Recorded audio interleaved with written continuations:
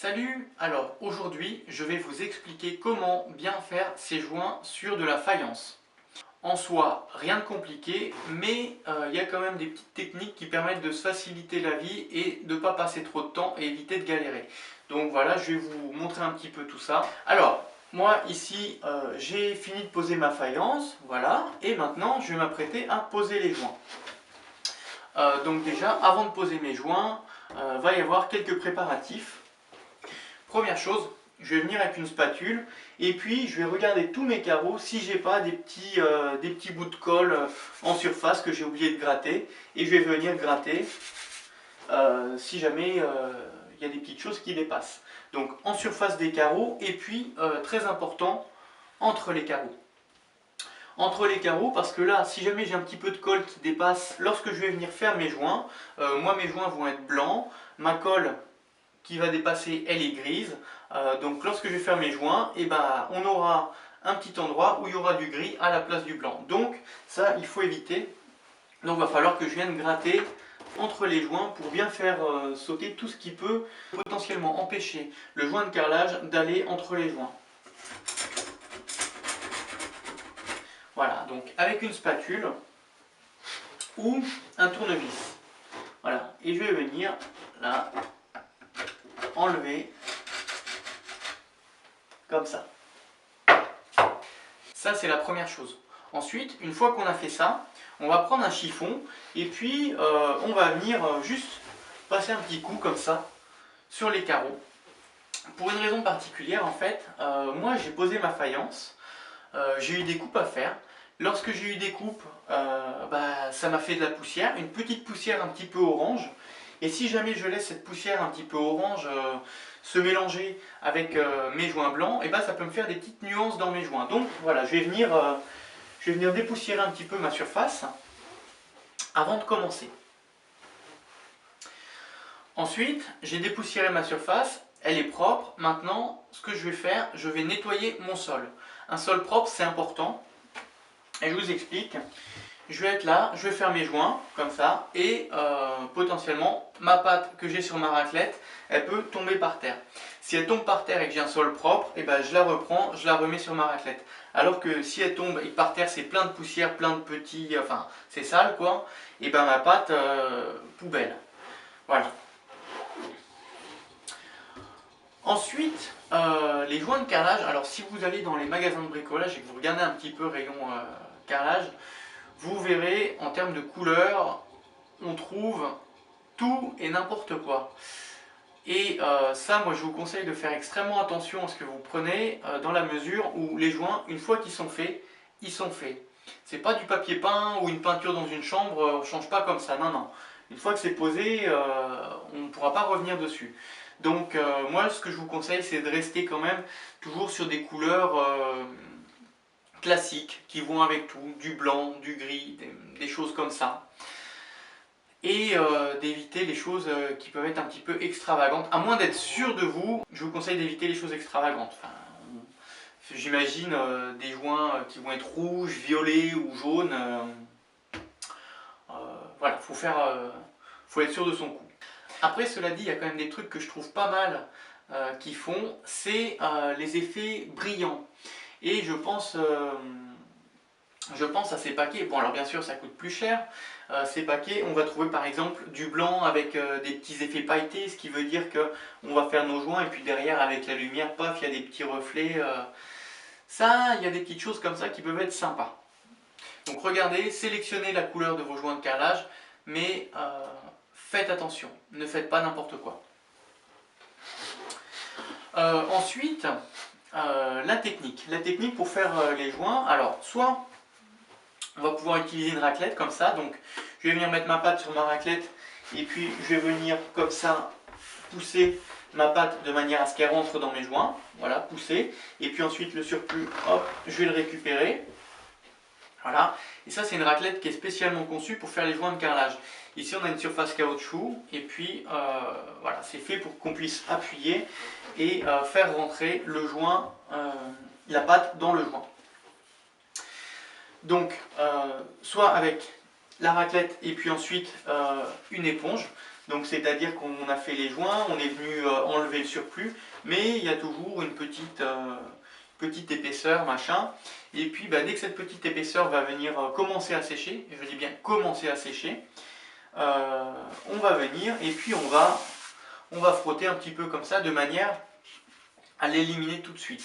Voilà. Et puis on va venir voilà, comme ça. Et ça, en fait, il ne faut pas trop attendre, car si on attend trop, en fait, après, ça devient difficile et puis il faut vraiment gratter très fort. Donc, voilà, nettoyer, faire ses joints et puis bien regarder ce qu'on a fait et nettoyer au fur et à mesure.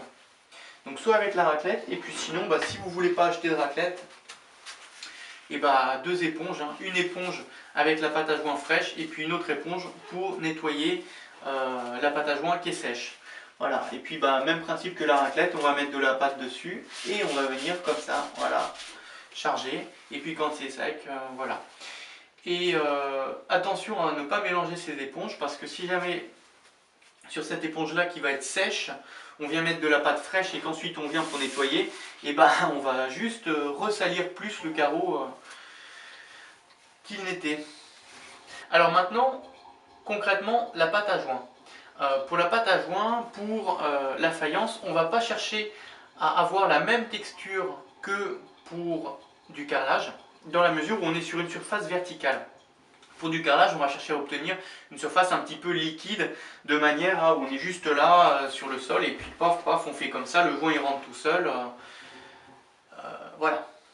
Alors que sur une surface verticale, sur de la faïence, si on a une texture trop liquide, ça va être un petit peu galère et ça va être très salissant.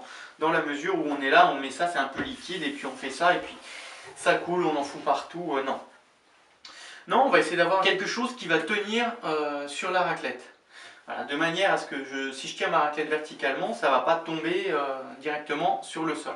Ensuite aussi, il faudra faire attention au type de carreau que vous avez, dans la mesure où on peut avoir des carreaux lisses, des carreaux rugueux et des carreaux en relief. Sur un carreau rugueux, il faudra faire plus attention que sur un carreau lisse, dans la mesure où on va avoir des petites striures, et puis la pâte à joint va venir se mettre dans ces petites striures, et puis même si on a fait nos petits cercles pour nettoyer, ça restera quand même dans ces petites striures. Et donc là, dans ce cas-là, il faudra peut-être une troisième éponge pour venir gratter dans les striures, parce que sinon, et si vous ne le faites pas au fur et à mesure, ce qui va se passer, c'est que ça va rester. Ça se verra dans la mesure où on n'aura pas la même couleur au centre du carreau qu'au bord, parce qu'on aura les petites striures qui auront été salies. Et ce qu'il faudra faire, c'est venir avec de l'acide chlorhydrique, et puis qui dit acide chlorhydrique dit masque, dit gants, dit protection particulière, vêtements.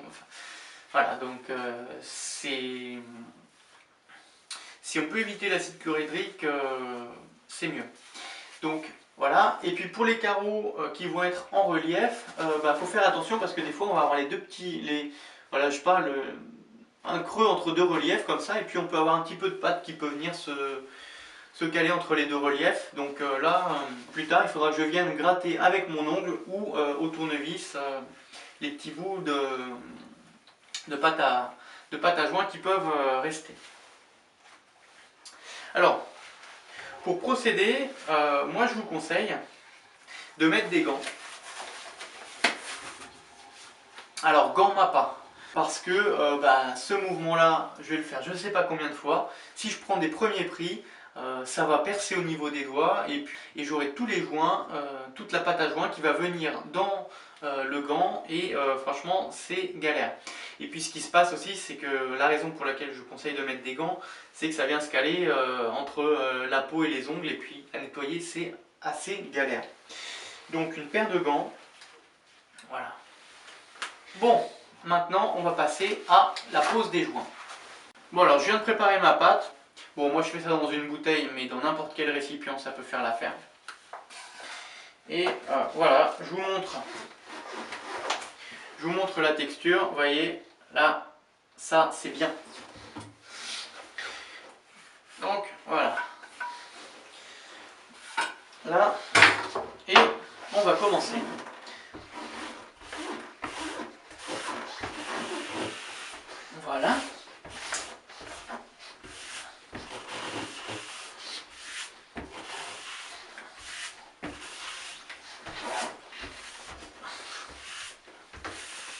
Voilà. Là, et voyez ici, on a les petites marques blanches. Et bien dès que ça va commencer à sécher, je vais venir comme ça, de manière à avoir un carreau propre. Entre les joints, on a quelque chose qui est vraiment à ras des deux carreaux. Moi je préfère quand on a un petit côté un petit peu arrondi. Donc voilà, gants MAPA. Et là, je vais venir faire quelque chose comme ça. Voilà. Là pareil, voilà.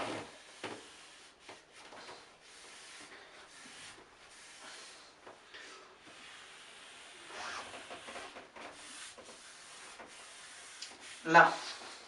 Et là.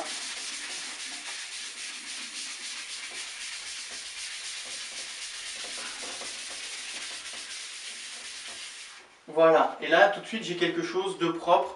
Et je suis venu nettoyer sans devoir pour autant gratter. Au fur et à mesure, c'est beaucoup mieux. Voilà. J'espère que cette vidéo vous aidera pour vos travaux. Si vous avez aimé cette vidéo, mettez un like, éventuellement un commentaire. Il y a également le petit bouton qui va bien pour s'abonner à ma chaîne et être informé chaque fois qu'il y a une nouvelle vidéo.